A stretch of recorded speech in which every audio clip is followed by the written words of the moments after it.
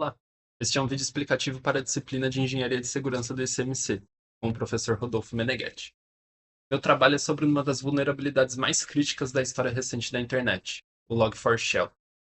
Com uma pontuação de gravidade máxima, um CVSS 10.0 de 10, essa falha permitiu que atacantes executassem código remotamente em milhões de servidores ao redor do mundo, sem precisar de senha e com esforço mínimo. Neste vídeo, vou explicar o que é o Log4Shell, como o ataque funciona na prática e, o mais importante, como se proteger dele. Vamos lá? Então, o que é o Log4Shell?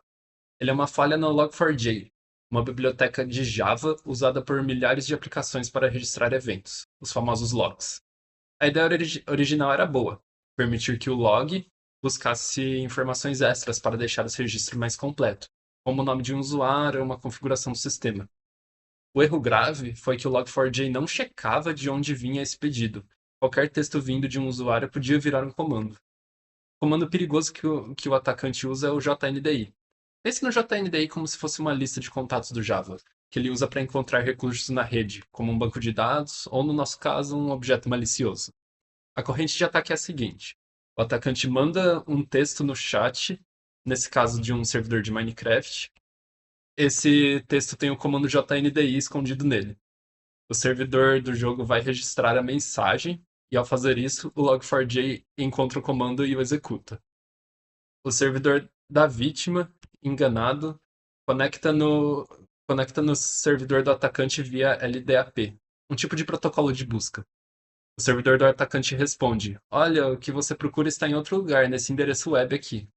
A vítima então vai até o endereço web, baixa um arquivo .class, que é um executável Java, e executa. Pronto, o código do atacante agora está rodando no servidor da vítima. Vamos então para uma demonstração prática. Nosso setup é o seguinte: temos aqui um servidor rodando Ubuntu 22.04, no qual vamos colocar o servidor de Minecraft, numa versão tanto do Java quanto do servidor, suscetíveis ao exploit Log4j. E aqui temos um cliente atacante, uma máquina Kali Linux, é, e a rede está configurada de uma forma de que o Kali tem acesso ao IP da máquina com Ubuntu e o Ubuntu tem acesso ao IP da máquina Kali. O que foi feito nessa máquina foi é, navegar na página de downloads da Oracle. Aqui em Java Archive podemos encontrar as versões mais antigas. Aqui está nessa página do Java SE 8.202 e anteriores. E aqui pode ser encontrada a versão específica que estamos usando para esse exploit, que é a versão 8.1.8.1. Essa versão foi instalada criando um diretório de instalação, descomprimindo os arquivos e rodando um comando para indicar para o apt quais são as é, alternativas de Java que tem nesse sistema para reconhecer a nossa instalação manual. Agora, rodando java-version, é possível ver que temos a versão 8.0.181. Foi então instalado o servidor de Minecraft. Navegando nesse site, é possível encontrar uma versão específica do servidor. Pesquisando por 1.8.9, temos a versão que foi utilizada, ela foi baixada e movida para esse diretório.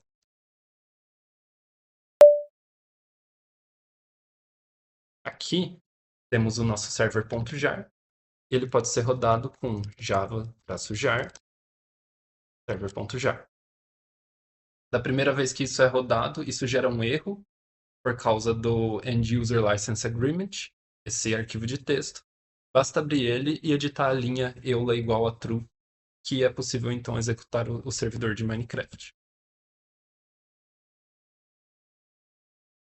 Vamos agora ver como foi feita a configuração do cliente atacante. São 3 passos envolvidos: a criação de um código que será executado remotamente, que aqui é chamado de payload, o rosteamento desse código em um servidor web, nesse caso usando a linguagem Python, e a criação de uma armadilha JNDI que vai redirecionar a nossa vítima para baixar do servidor HTTP o código remoto. Foi feito aqui nessa pasta, foi criado um código, que é esse aqui, log4j.rc.java. Nesse caso, é um código bem simples, apenas de exemplo. Tudo que ele faz é abrir o Firefox com a página de um professor. Esse código foi compilado usando o JavaC. E ele é então hosteado usando Python e HTTP.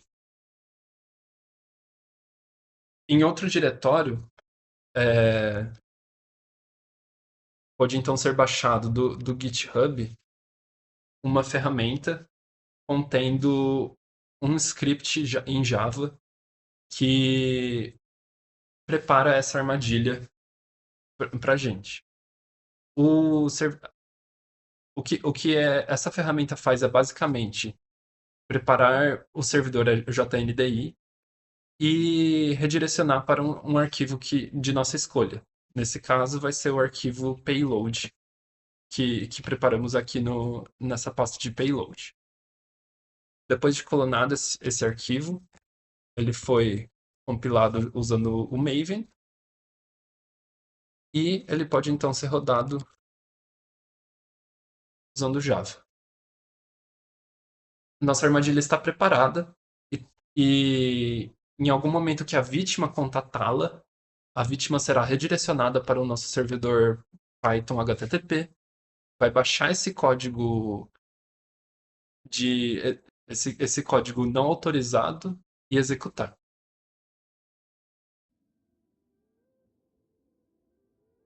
Recapitulando então o que nós temos até agora. A gente fez um código que será executado remotamente. Esse código está sendo hosteado num servidor HTTP usando Python. Nós também temos uma armadilha JNDI que faz o seguinte: qualquer vítima que tente contatar esse JNDI é redirecionada para o nosso servidor HTTP, que faz com que a vítima baixe uma classe em Java. Nós também temos um servidor de Minecraft rodando tanto numa versão do Java que é suscetível à falha do Log4j, quanto também o servidor em si, o programa do Minecraft, está usando uma biblioteca que é desatualizada, porque é uma versão mais antiga que baixamos. O que a gente pode fazer então é um cliente comum do jogo, a gente entra no servidor e repara o seguinte: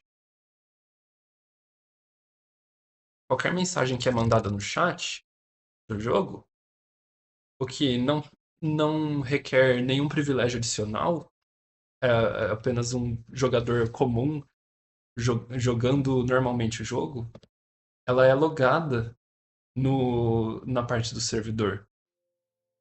Ou seja, se eu enviar uma mensagem específica que indica para o Log4j que na verdade existe um comando naquela mensagem e que o, a ideia desse comando é contatar por JNDI o servidor do atacante que vai redirecionar para o servidor web, a gente poderá ver então na vítima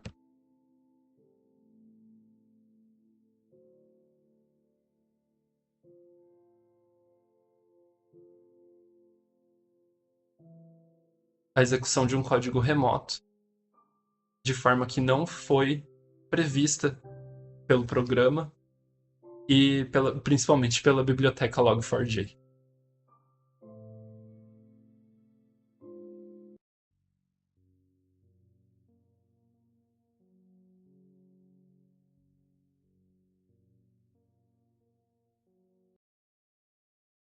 Ok, vimos que o estrago é potencialmente grande.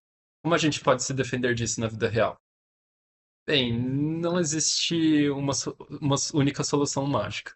O ideal é trabalhar com defesa em profundidade, ou seja, várias camadas de segurança. Vamos ver as principais. Número 1, atualizar o Log4j. Essa é a solução definitiva. É a regra número 1, sem discussão. A medida mais crucial é atualizar a biblioteca para a versão 2.17.1 ou mais nova. As versões corrigidas não só desativam o JNDI Lookup por padrão, como removem o suporte a essa funcionalidade por completo. Mas na prática isso pode ser complicado. No nosso exemplo do Minecraft, não temos acesso ao código-fonte do servidor para trocar a biblioteca facilmente. Além disso, em projetos grandes, o Log4j pode ser uma dependência de uma dependência, e você pode nem saber que está usando. Por isso, a próxima camada é importante. São as ferramentas de análise de dependência, ou SCA. Para descobrir onde o Log4j está escondido, usamos ferramentas de SA, ou Software Composition Analysis. Ferramentas como o Dependabot do GitHub escaneiam seu projeto, mostram as dependências e alertam sobre versões com vulnerabilidades conhecidas. Uma prática essencial no DevSecOps. Outra alternativa é mudar a configuração, se você não puder atualizar a biblioteca. Essa é a segunda melhor opção, a de desligar a chave do perigo. Para versões do Log4j entre 2.10 e 2.16, você pode iniciar a aplicação Java com um parâmetro específico que impede que o Log4j interprete comandos vindos de mensagens de log. A quarta opção, também é interessante, é usar um WAF, ou um Web Application Firewall. É uma camada de proteção externa. Pense nele como um escudo que fica na frente da sua aplicação, inspecionando todo o tráfego que chega. Um WAF bem configurado pode identificar e bloquear requisições que contenham o padrão do ataque, como uma string JNDI antes que ela sequer chegue no código Java. Outra alternativa parecida é bloquear a rede, um firewall e filtro de saída. Essa é uma boa prática de segurança que vai além do Log4Shell. O seu servidor de aplicação provavelmente não precisa fazer conexões para qualquer lugar da internet. Configure firewall para bloquear as conexões de saída, o que chamamos de egress filtering, para portas incomuns, como portas 389 e 1389 do LDAP. E também as de RMI. Se a vítima não consegue ligar para o atacante, a cadeia do ataque é quebrada. Isso é um ótimo exemplo de defesa em profundidade, embora não corrija a falha em si. Uma outra opção é atualizar a própria máquina Java. Manter o Java atualizado também ajuda muito. As versões mais recentes da JVM, em especial superiores a 8U191, vêm com uma proteção extra por padrão, que dificulta o carregamento de código de um endereço remoto via LDAP. Não é uma solução completa, pois existem formas de contornar isso, mas é uma barreira para o atacante. Uma outra opção muito boa de defesa em camadas vital monitorar os logs.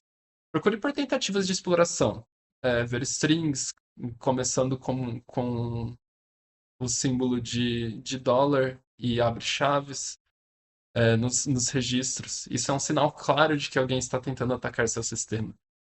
Detectar essas tentativas permite uma resposta rápida e a chance de verificar se alguma outra defesa falhou.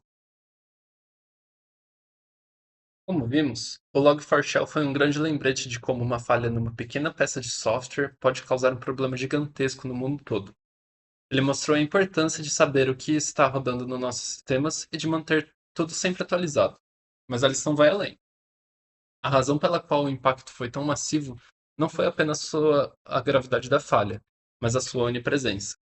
O Log4j não estava só em aplicações óbvias como um servidor de Minecraft. Ele estava em ferramentas de desenvolvimento, em sistemas de Big Data, em outros produtos de segurança. Basicamente em quase tudo que usava Java. Isso expôs um problema gigantesco que hoje chamamos de segurança da cadeia de suprimentos de software, ou Software Supply Chain Security.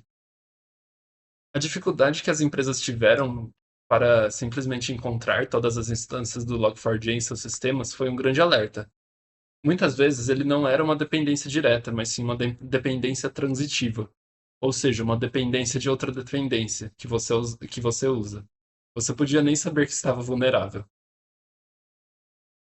Isso nos leva a duas lições fundamentais para o futuro.